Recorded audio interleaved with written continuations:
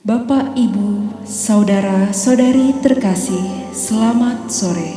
Sebentar lagi kita akan memulai ibadat jalan salib. Marilah kita siapkan hati, pikiran, dan fisik kita agar kita mampu merenungkan kisah sengsara Tuhan kita, Yesus Kristus. Kita awali dengan menyanyikan lagu pembuka.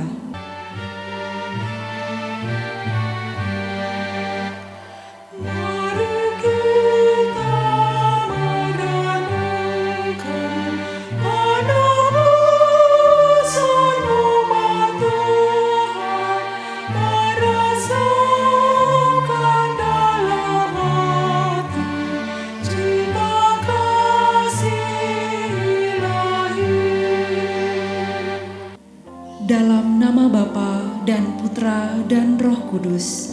Amin. Tuhan beserta kita sekarang dan selama-lamanya.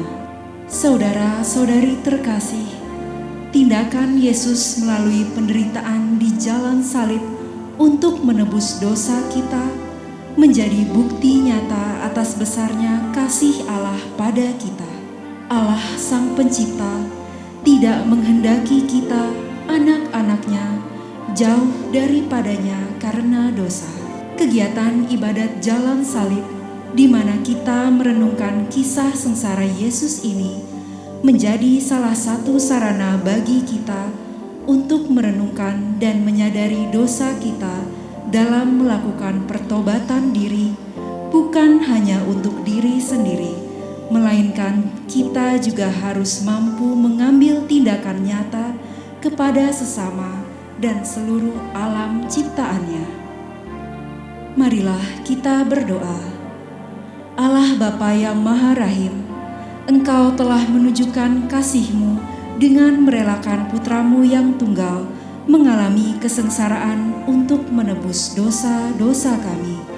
Bimbinglah kami melalui Roh Kudus-Mu dalam merenungkan jalan salib ini, agar kami semakin mampu mengamalkan iman kami.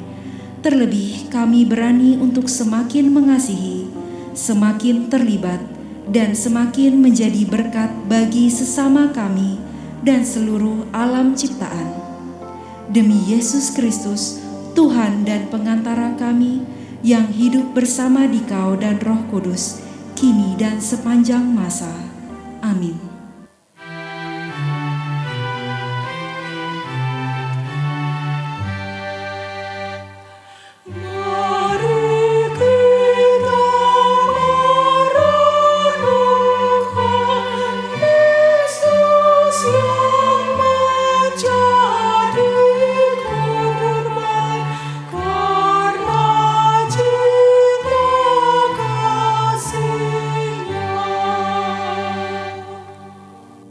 Perhentian pertama, Yesus dijatuhi hukuman mati.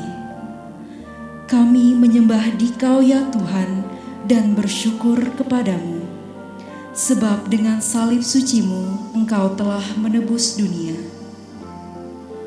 Layaknya seorang penjahat, Yesus dihadapkan dalam sidang pengadilan Pilatus. Sebenarnya Pilatus tidak menemukan kesalahan Yesus, tetapi ia harus menyerah pada desakan para tua-tua, ahli-ahli Taurat, dan seluruh rakyat. Dan Yesus dijatuhi hukuman mati. Ia yang tak bersalah diserahkan kepada rakyat untuk disalibkan. Sebuah keputusan yang melibatkan pendapat orang lain terkadang malah menjadi tidak adil. Apakah aku pernah ikut campur atas urusan orang lain sehingga membuat orang tersebut mengalami ketidakadilan? Ataukah dukungan yang aku berikan mampu memberikan keputusan yang adil? Apakah aku sudah terlibat untuk memperbaiki keadaan menjadi lebih baik atau bahkan lebih buruk? Marilah kita berdoa. Tuhan Yesus Kristus, karena Pilatus mendengarkan pendapat orang lain, Engkau dijatuhi hukuman mati. Tolonglah kami agar berani terlibat menjadikan hal-hal dalam kehidupan ini semakin lebih baik dan bukan sebaliknya. Sebab Engkaulah Tuhan kami, kini dan sepanjang masa. Amin. Tuhan, kasihanilah kami. Allah, ampunilah kami orang berdosa ini.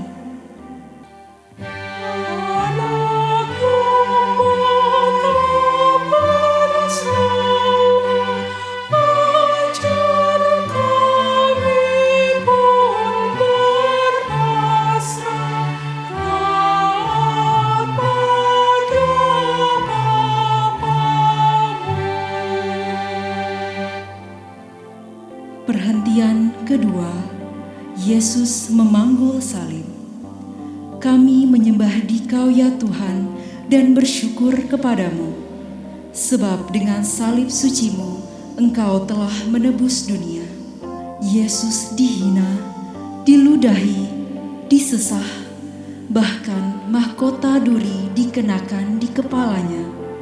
Deritanya semakin bertambah ketika ia harus memanggul salibnya sendiri menuju ke tempat yang bernama tempat tengkorak, yang dalam bahasa Ibrani disebut Golgota.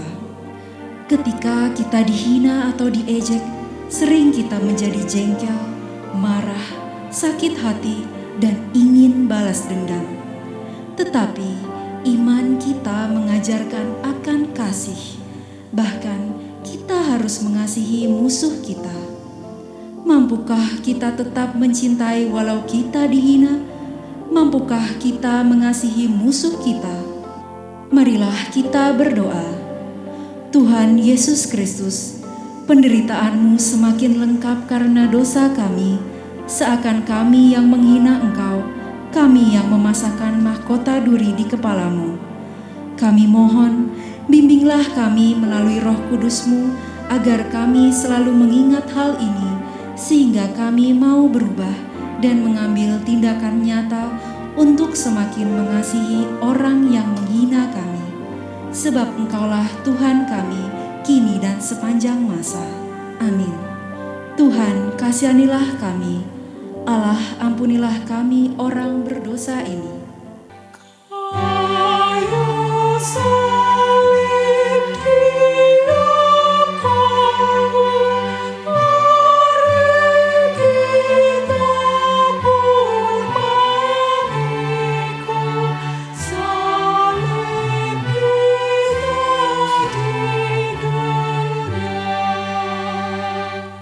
Perhentian ketiga, Yesus jatuh untuk pertama kali.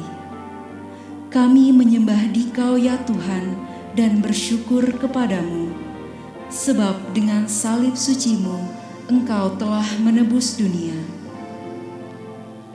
Perjalanan Yesus menuju Golgota semakin berat. Jalan mendaki membuat beban salib terasa berat. Luka-lukanya mengeluarkan darah, badannya lemah dan lelah, bahkan batin pun lelah. Hal ini menyebabkan Yesus jatuh dalam perjalanannya.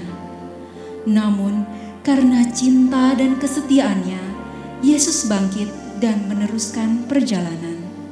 Penderitaan seringkali membuat kita ingin menyerah, bahkan mengakhiri hidup. Ketika kita melihat sesama kita mengalaminya, apakah yang kita lakukan?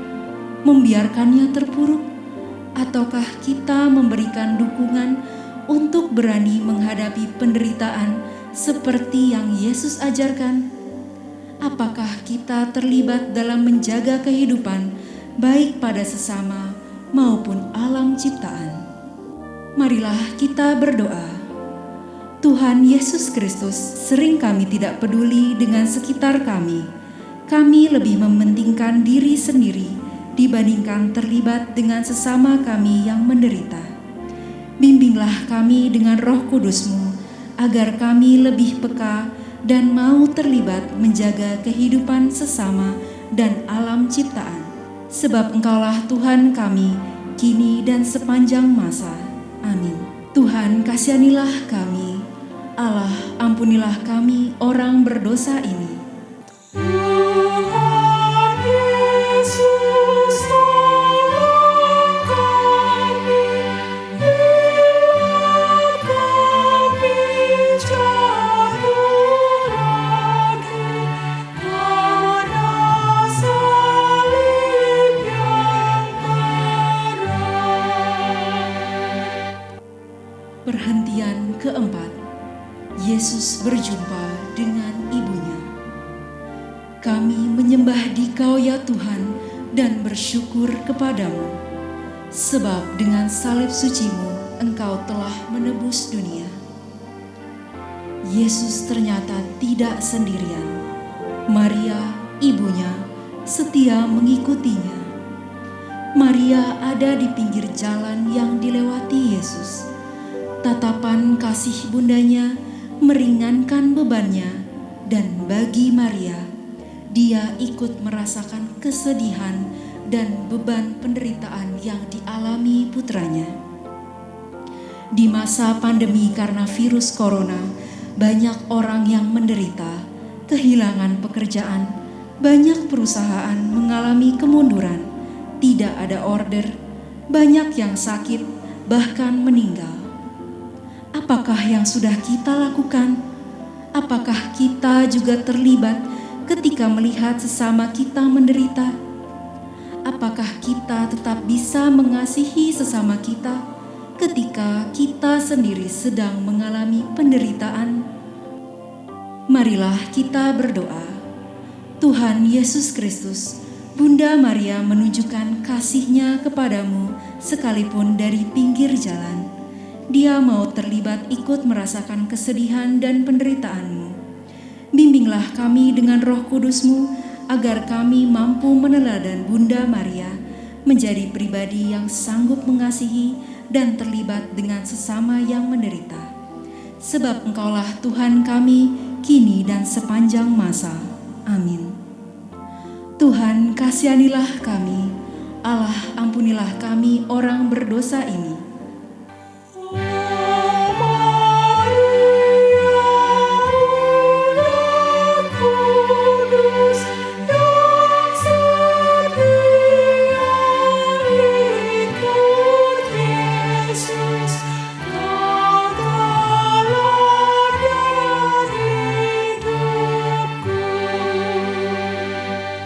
Perhentian kelima, Yesus ditolong Simon dari Kirene.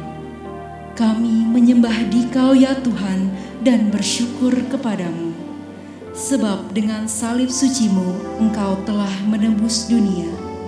Yesus sudah semakin lelah memanggul beban salibnya.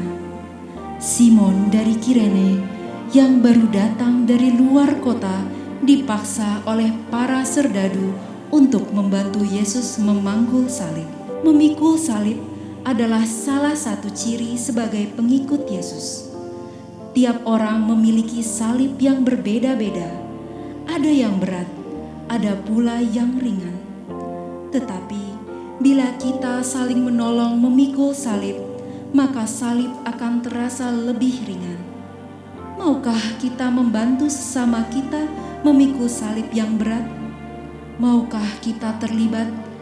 Kita tidak pernah tahu bahwa dengan cinta kasih dan keterlibatan kita, sesama yang kita bantu akhirnya mampu memikul salibnya.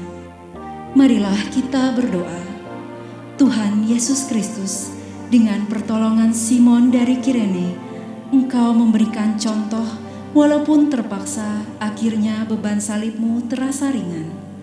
Bimbinglah kami dengan Roh Kudus-Mu, agar kami berani belajar seperti Simon, yang walaupun terpaksa, tetap mau membantu sesama kami memikul beban salibnya.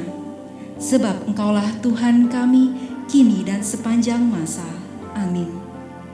Tuhan, kasihanilah kami. Allah, ampunilah kami orang berdosa ini.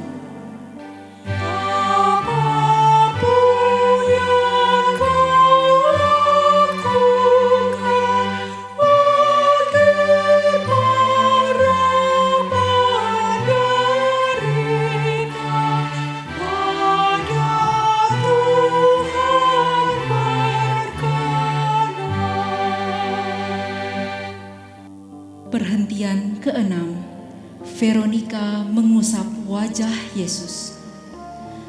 Kami menyembah Dikau ya Tuhan dan bersyukur kepadamu, sebab dengan salib suci-Mu Engkau telah menebus dunia. Wajah Yesus penuh darah dan keringat, matanya sulit untuk melihat dengan baik. Veronika melihat itu, dan dengan berani ia mendekati Yesus dan menyeka wajahnya. Karena sikapnya yang tulus, Yesus menghadiahi gambar wajahnya. Perbuatan sekecil apapun, semudah apapun, jika dilakukan dengan tulus, pasti akan ada hadiahnya. Apakah kita mau menjadi seperti Veronika yang dengan berani mau terlibat dalam penderitaan Yesus? Marilah kita berdoa. Tuhan Yesus Kristus, kami sering melihat penderitaan sesama kami, tetapi terkadang kami malas untuk menolong, malas untuk terlibat karena berbagai alasan. Tolonglah kami dengan bimbingan Roh Kudus-Mu, agar kami mau melakukan aksi nyata, yaitu terlibat menolong sesama kami yang mengalami kesusahan. Sebab Engkaulah Tuhan kami, kini dan sepanjang masa. Amin. Tuhan, kasihanilah kami. Allah, ampunilah kami orang berdosa ini.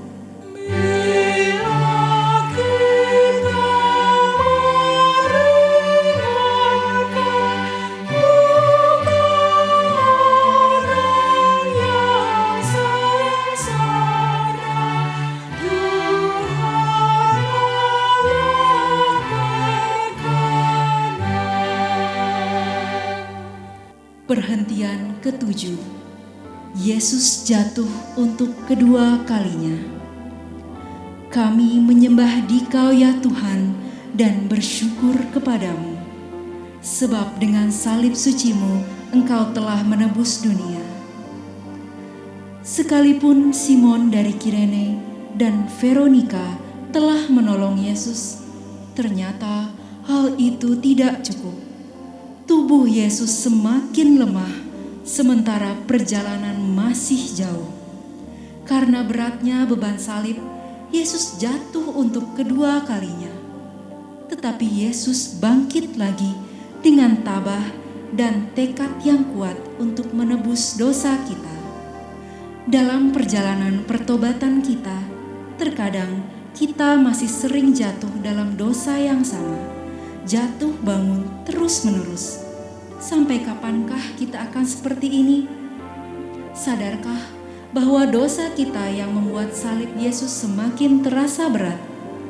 Apakah kita bangkit kembali seperti yang Yesus teladankan? Marilah kita berdoa. Tuhan Yesus Kristus, jatuh berulang kali adalah hal yang tidak enak, bahkan membuat malu. Bantulah kami dengan bimbingan Roh Kudus-Mu, agar kami berani bangkit dan melangkah maju, serta berjaga terus dari kejatuhan kembali. Sebab Engkaulah Tuhan kami, kini dan sepanjang masa. Amin.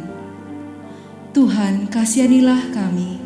Allah, ampunilah kami orang berdosa ini.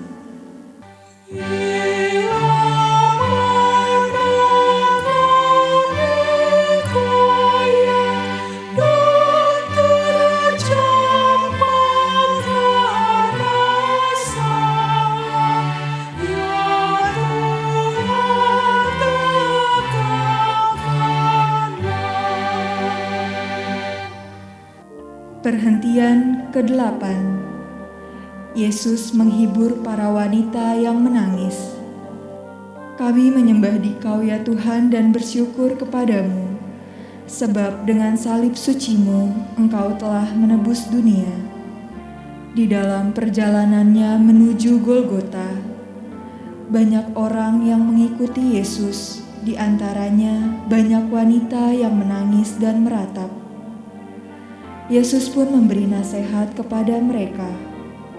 Hai putri-putri Yerusalem, janganlah kamu menangisi aku, melainkan tangisilah dirimu sendiri dan anak-anakmu. Para wanita itu menangis, tetapi tidak menyadari keadaan dirinya sendiri. Mereka lebih menasehati orang lain, tetapi tidak melakukan pertobatan diri. Mereka terlibat, tetapi dalam hal yang negatif. Apakah kita juga seperti mereka, menuding orang lain sementara kita sendiri melakukan? Apakah ini arti terlibat yang sebenarnya? Apakah terlibat seperti ini bisa disebut karena cinta atau mengasihi, atau sebaliknya, senang pada penderitaan orang? Marilah kita berdoa. Tuhan Yesus Kristus, teguran-Mu kepada para wanita yang menangis dan meratapi-Mu seperti teguran-Mu kepada kami. Seringkali kami peduli pada sesama, tetapi kami melupakan pertobatan diri sendiri.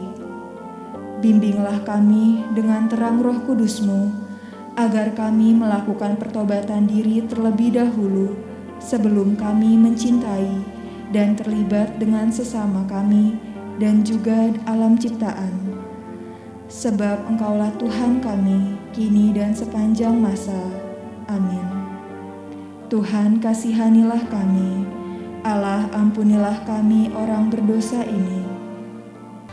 Dalam tobat yang sejati, kini akan ku ratapi dosa dan pelanggaran. Perhentian ke-9, Yesus jatuh untuk ketiga kalinya. Kami menyembah Dikau ya Tuhan dan bersyukur kepadamu, sebab dengan salib suci-Mu Engkau telah menebus dunia. Di tengah cuaca yang terik, semakin panas, Yesus sungguh-sungguh sudah kehabisan tenaga. Jalan yang semakin menanjak ditambah luka-lukanya yang mengucurkan darah, semakin memperberat penderitaannya. Tubuhnya tak kuat lagi menahan beratnya salib. Yesus jatuh untuk ketiga kalinya. Tetapi sekali lagi, besarnya cinta pada manusia dan ketaatan pada Bapanya membuat Yesus untuk bangkit lagi. Kekuatan cinta Allah pada kita itulah yang memberikan kekuatan pada Yesus untuk bangkit. Apakah kita juga mempunyai cinta sebesar itu untuk berkorban bagi sesama yang membutuhkan? Seringkali kita akan menjawab, tidaklah mungkin menyamai besarnya kasih Allah yang tanpa batas, karena kita hanyalah manusia biasa. Tetapi, apakah kita berani mencoba untuk melakukannya? Marilah kita berdoa. Tuhan Yesus Kristus, cinta-Mu yang tiada batas tak akan mungkin kami tandingi, tetapi kami tetap percaya dengan pertolongan rahmat-Mu dan bimbingan Roh Kudus-Mu, kami akan mampu belajar dan mencoba meraihnya. Sebab Engkaulah Tuhan kami, kini dan sepanjang masa. Amin. Tuhan, kasihanilah kami. Allah, ampunilah kami orang berdosa ini. Bila hatiku gelisah karena dosa dan derita, tangan-Mu ulurkanlah. Perhentian ke-10, pakaian Yesus ditanggalkan. Kami menyembah Dikau ya Tuhan dan bersyukur kepadamu, sebab dengan salib suci-Mu Engkau telah menebus dunia. Saat tiba di bukit Golgota, penderitaan Yesus belumlah berakhir. Para serdadu dengan kasar menanggalkan pakaian Yesus, Luka-luka kembali berdarah karena gesekan pakaiannya, dan yang paling menyedihkan, Yesus dipermalukan. Ia ditelanjangi di muka umum. Saat itu, Yesus menjadi manusia yang paling hina, manusia tanpa martabat.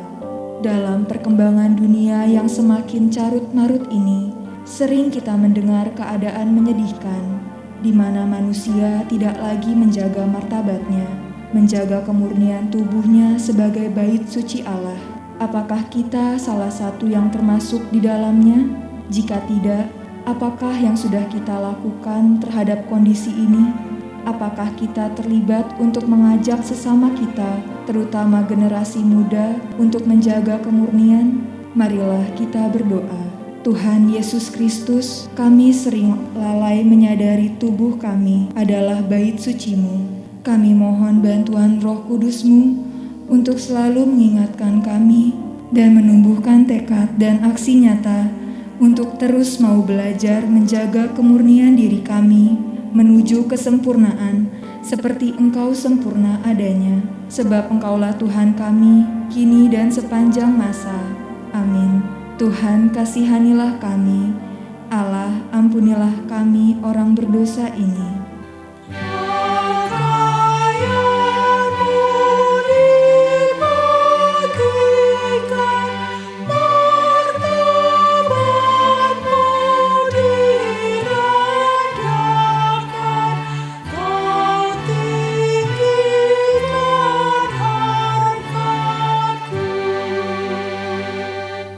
Perhentian ke-11, Yesus disalibkan. Kami menyembah Dikau ya Tuhan dan bersyukur kepadamu, sebab dengan salib suci-Mu Engkau telah menebus dunia.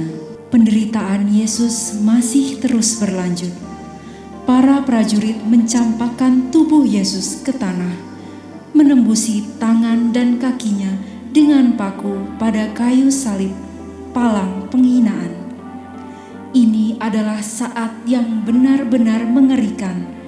Kemudian salib itu ditegakkan, namun sekalipun tangannya terpaku dan menanggung berat beban tubuhnya, Yesus masih sempat mendoakan para serdadu. Bapa, ampunilah mereka karena mereka tidak tahu apa yang mereka perbuat. Menerima sikap yang tidak adil, tidak memiliki kesalahan tetapi dihukum, menjadikan kita dendam dan sakit hati. Apakah ini selaras dengan ajaran iman tentang kasih? Apakah kita bisa mengampuni sampai 70 kali 7? Marilah kita berdoa. Tuhan Yesus Kristus, kami mau meneladani sikap-Mu, mengampuni yang bersalah dan membawa ketidakadilan kepada kami. Dengan pertolongan Roh Kudus-Mu, ajarilah kami dan berikan kami kekuatan untuk melakukannya. Sebab Engkaulah Tuhan kami, kini dan sepanjang masa. Amin. Tuhan, kasihanilah kami. Allah, ampunilah kami orang berdosa ini. Dari salib Kau melihat, tak terbilang yang mengucap, berapakah yang taat. Perhentian ke-12, Yesus wafat di salib. Kami menyembah Dikau ya Tuhan dan bersyukur kepadamu, sebab dengan salib suci-Mu Engkau telah menebus dunia. Sudah jam 12 siang, ketika kegelapan mulai meliputi daerah itu. 3 jam lamanya dalam kondisi gelap, Yesus mengalami kesakitan dan ketakutan, bahkan merasa sendirian. Saat itulah Yesus berseru kepada Bapanya, "Allahku, ya Allahku, mengapa Engkau meninggalkan Daku?" Dan tepat jam 3 siang, Yesus menyerah dengan berkata, "Ya Bapa, ke dalam tangan-Mu kuserahkan nyawaku. Sesudah berkata demikian, Yesus wafat.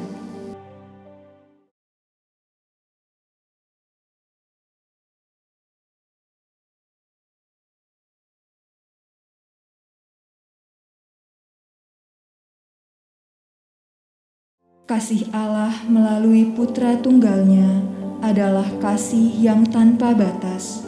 Sungguh tiada taranya, cinta yang tulus diberikannya kepada para sahabatnya, bahkan juga para musuhnya. Cinta Tuhan itulah yang kita rayakan dalam perjamuan Ekaristi. Semoga kita selalu mengalami pembaruan cinta setiap hari, agar semakin mengasihi sesama kita dan alam ciptaannya. Marilah kita berdoa. Tuhan Yesus Kristus, karena begitu besarnya cinta-Mu bagi kami, Engkau setia dan taat pada kehendak Bapa untuk menebus dosa-dosa kami. Ajarkan kami untuk setia juga mengamalkan kasih-Mu yang tanpa batas itu kepada sesama kami dan seluruh alam ciptaan dalam perjalanan hidup kami. Sebab Engkaulah Tuhan kami, kini dan sepanjang masa. Amin. Tuhan kasihanilah kami, Allah ampunilah kami orang berdosa ini.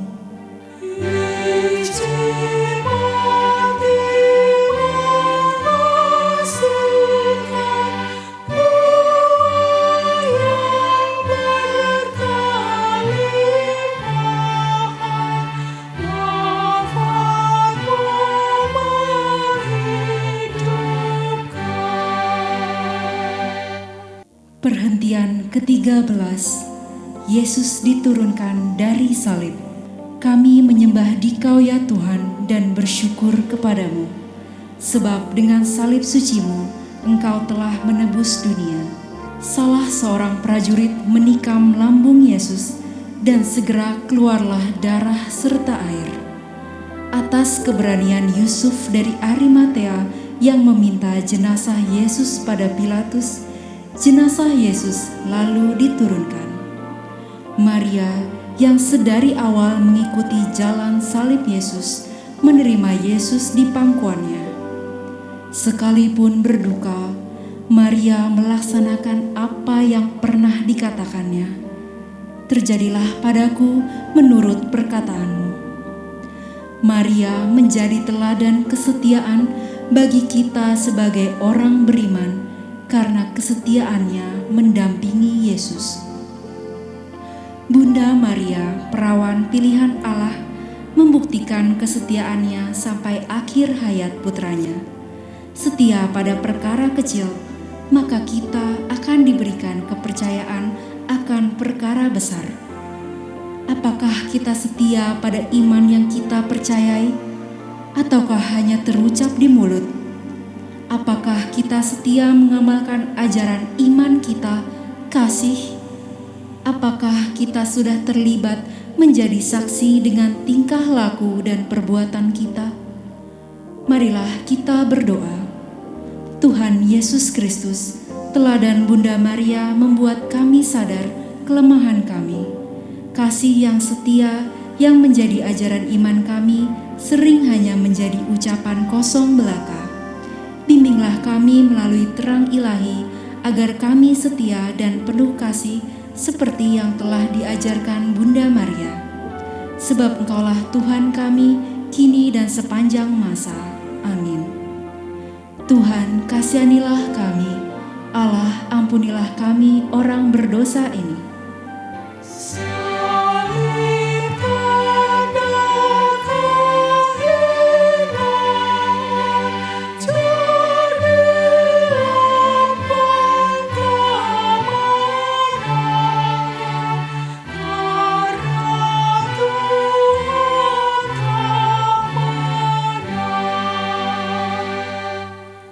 Perhentian ke-14. Yesus dimakamkan. Kami menyembah Dikau ya Tuhan dan bersyukur kepadamu, sebab dengan salib suci-Mu Engkau telah menebus dunia. Sebab hari Sabat akan mulai. Para murid merawat jenazah Yesus, mengafaninya dengan kain lenan dan meminyakinya menurut adat orang Yahudi.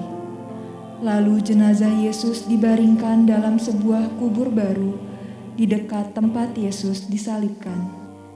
Yesus telah wafat, tetapi kasih dan mujizatnya tetap nyata hingga kini. Apakah kita percaya akan karya-karyanya yang ajaib sejak dahulu hingga saat ini? Apakah kita pernah mengalami kasih-Nya yang begitu besar? Apakah kita sanggup menjadi saluran kasih-Nya kepada sesama di sekitar kita dan seluruh alam ciptaan? Marilah kita berdoa. Tuhan Yesus Kristus, dalam masa pertobatan ini, ajar kami semakin menyadari bahwa kasih-Mu masih nyata dalam setiap langkah kehidupan kami. Kami mohon agar kami dimampukan menjadi saluran berkat bagi sesama kami dan alam ciptaan. Sebab Engkaulah Tuhan kami, kini dan sepanjang masa. Amin. Tuhan, kasihanilah kami. Allah, ampunilah kami orang berdosa ini. Tuhan Yesus dimakamkan, masuk oleh kematian, sampai bangkit mulia. Saudara-saudari yang terkasih dalam Kristus, jalan salib adalah salah satu sarana bagi kita untuk menyadari akan kasih Allah yang besar dan nyata bagi kita. Semoga perenungan kita akan penderitaan Yesus di jalan salibnya menyadarkan kita dan membuat kita berani untuk melakukan pertobatan diri, bukan saja bagi diri kita sendiri, melainkan untuk sesama dan seluruh alam ciptaan. Semoga perenungan ini menjadikan kita berani untuk semakin mengasihi, semakin terlibat, dan semakin menjadi berkat untuk sesama. Marilah kita berdoa. Allah Bapa yang Maha Rahim, penderitaan Yesus di jalan salibnya sungguhlah berat, tetapi karena kasih, kesetiaan dan ketaatannya pada kehendak-Mu, Yesus mampu melakukannya bagi kami, menebus dosa-dosa kami, agar kami merasakan kembali hubungan yang harmonis dengan-Mu. Ajarilah kami untuk selalu menyadari hal ini, sehingga tingkah laku kami hari demi hari semakin sesuai dengan apa yang Kau kehendaki dan semakin menuju kesempurnaan. Kami mohon, mampukan kami untuk semakin mengasihi, semakin terlibat, dan semakin menjadi berkat bagi sesama kami dan seluruh alam ciptaan-Mu. Dengan pengantaraan Tuhan kami, Yesus Kristus, Putra-Mu yang hidup bersama Dikau dan Roh Kudus sepanjang segala masa.